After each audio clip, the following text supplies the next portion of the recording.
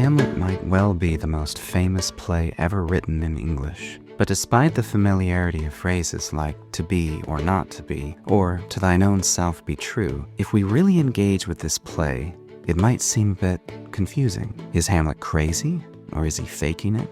What's the backstory with his love interest Ophelia? And why do some of the most exciting scenes, like the report of Hamlet being captured by pirates and stripped naked on the beach, only happen off stage?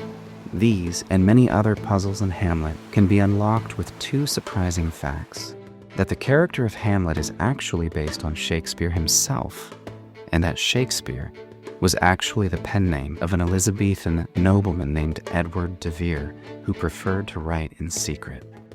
Many plot elements are illuminated when we line them up against the real-life events from Edward de Vere's life, and Hamlet's feelings about his own family, his country, and the crown make a lot more sense if we imagine the bard as having vented his frustrations about the phony, claustrophobic world of the royal court.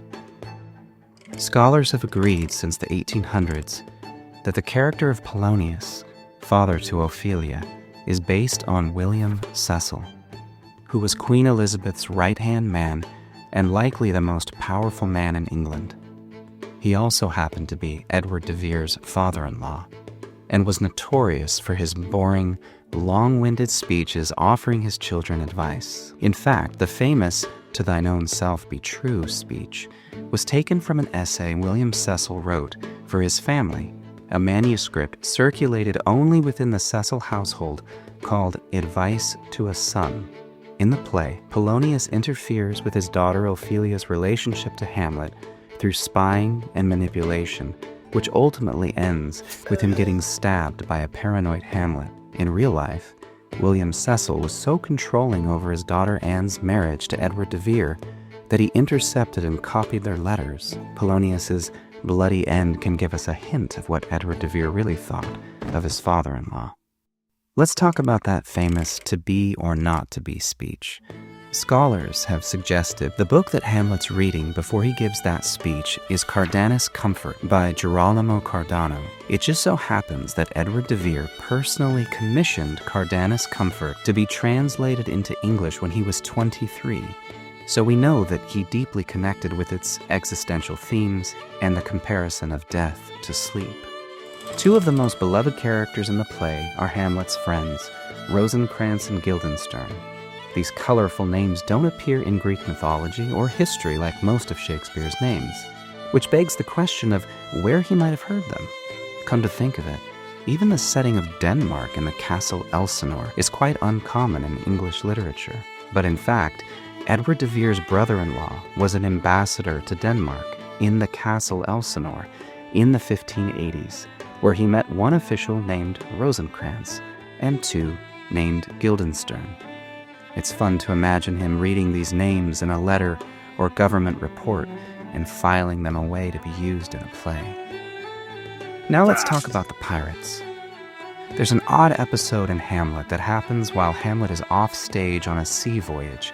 Hamlet is reported to have been captured by pirates, stripped naked, and left ashore.